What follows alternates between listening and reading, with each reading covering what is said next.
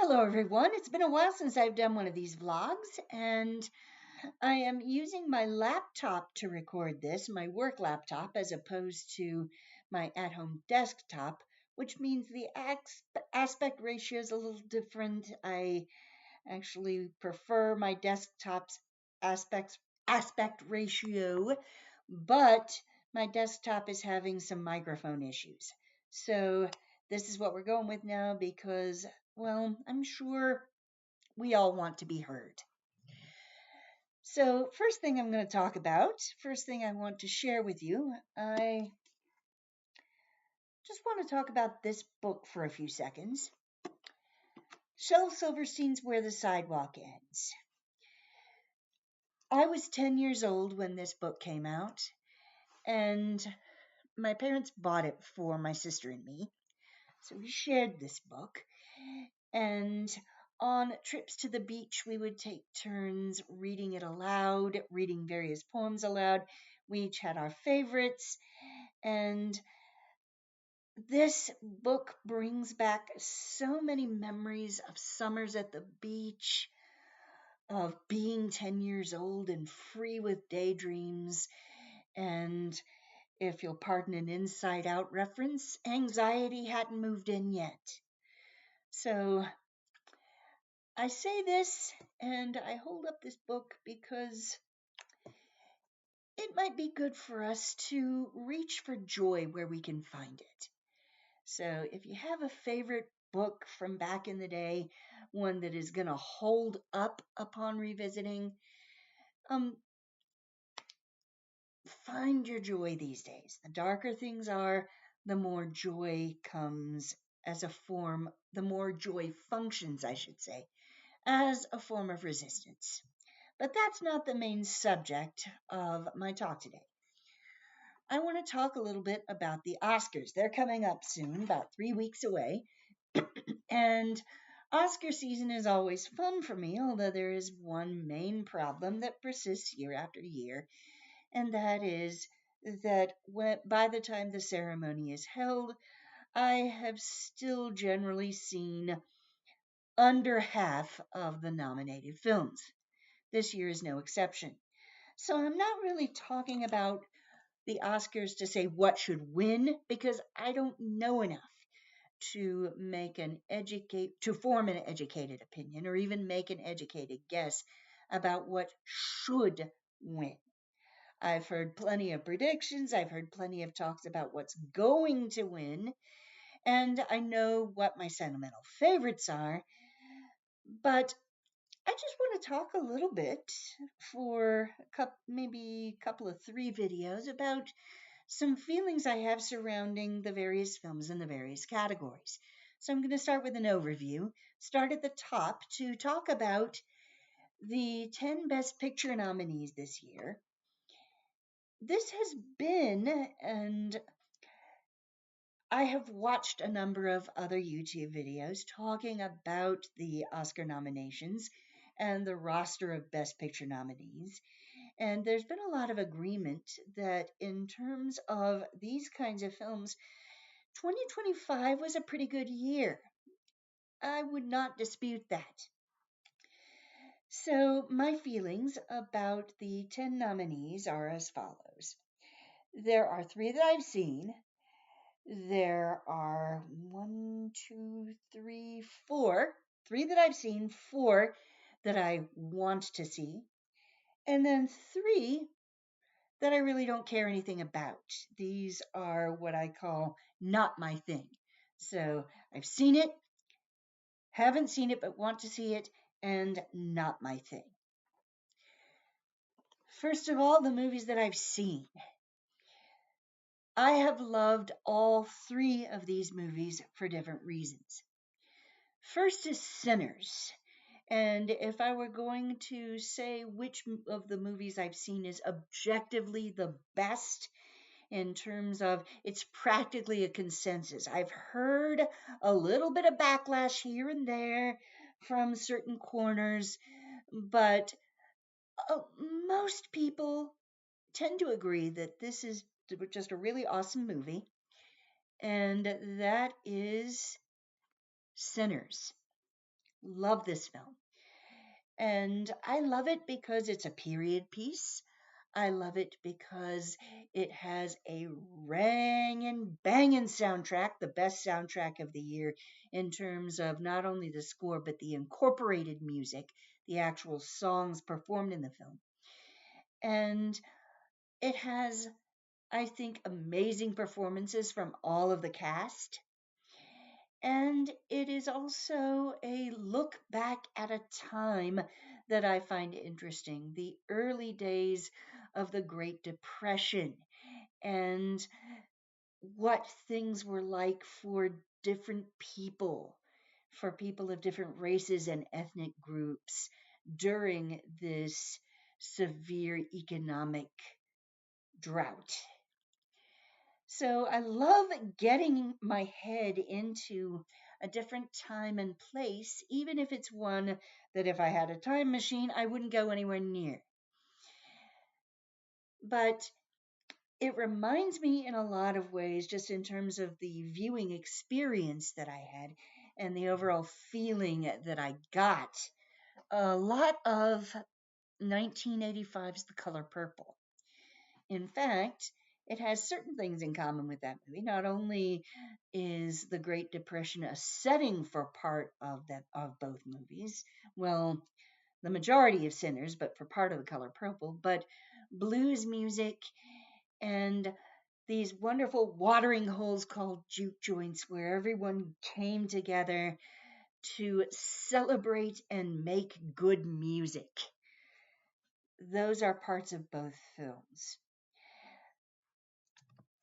So, I've talked about Sinners before. Don't want to waste too much time talking about it again, but it was at the top of my list of favorite horror films of all time. So, that would be a good reflection of my enthusiasm for it. But another favorite of mine, another horror film, was Frankenstein, Guillermo del Toro's vision of Mary Shelley's novel. His vision of her novel, not a literal adaptation. So if anybody went in expecting a more literal adaptation than they've got from previous film versions, they would have been disappointed. But I am sorry. Now, this movie, unlike Sinners, there are a lot of critics who are kind of lukewarm on this movie. It's their least favorite of the 10 nominees. But it's an easy sell for me. Del Toro has my number. He has this lush, evocative style of filmmaking that I just adore. And this one takes you back in a wondrous way to the mid 1800s. Gorgeous costumes and some really top notch acting, particularly from Jacob Elordi, who plays the creature. And it just hit me in the right spots.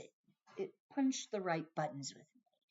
So in a way, a lot of it was made specifically to be enjoyed by me, with my enthusiasm for period films, particularly period horror films, and gothic horror. Now, the nominee that I've seen that I really haven't talked about all that much yet is Hamnet. And Hamnet stands out for me because I love it every time a woman's story is regarded as important enough, valuable enough, and high quality enough to stand among the Best Picture nominees. This year, we've actually got two. We've got Hamnet, and then we have Sentimental Value. And Hamnet, again, all three movies that I've seen and loved, all three of the nominees that I've seen and loved, they have in one thing in common: they're period pieces. They are portals to a time gone by. And this one, of course, deals with Anne, or Agnes as she's called in the film, the wife of William Shakespeare, kind of takes her out of the shadows of history and brings her into the limelight. And through her, we see what it's like to be a woman, be a wife and mother, and also a healer and accomplished herbalist at this time period, and what it is like to lose a child, and how and whether you can ever feel ever whether you can ever fill that hole. So those are the three that I've seen. Love them all, and they deserve all the good stuff.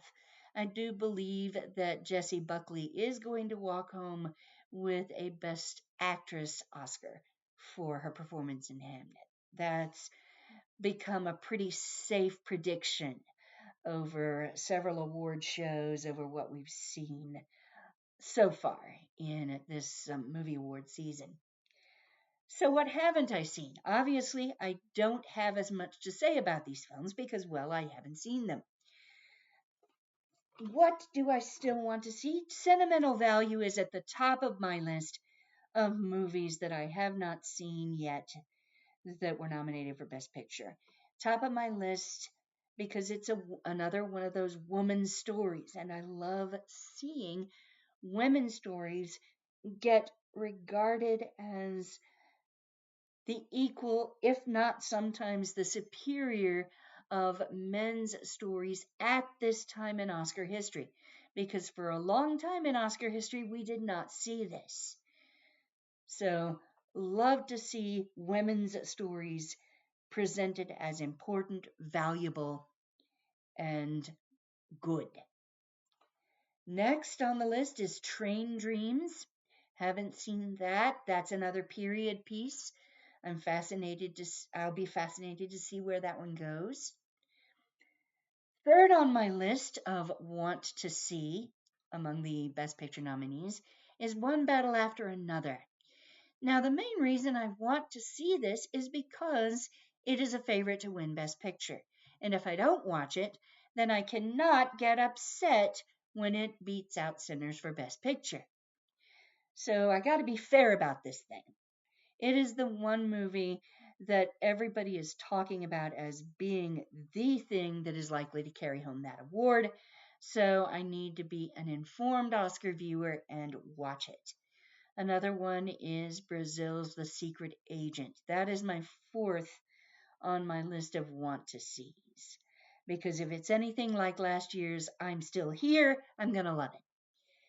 And then we have the Not My Things. These are movies that wouldn't interest me even if they were, no matter how many nominations these movies get, they're just not the kind of movie that draws me. And there are different reasons for them. The first one is F1. F1 is not my thing because it is a very testosterone heavy sports film. You do have one woman kind of hanging around in there, but the movie doesn't really know what to do with her. It is very much a movie about guys and primarily for guys. And F1, Formula One car racing, that's just not something that I'm drawn to. So no matter how many awards it gets, the type of movie it is, its setting, its plot, they don't really have all that much appeal for me. So that one, well, not going to bother with it, and it's probably not going to win.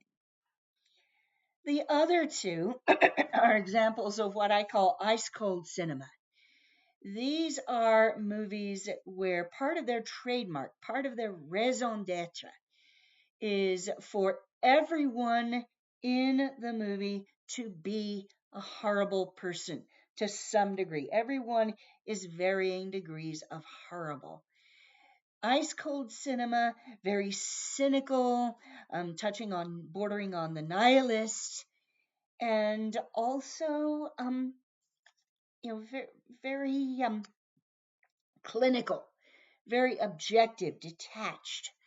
Now, what type of filmmaking may be good from an objective standpoint, but it does nothing for me.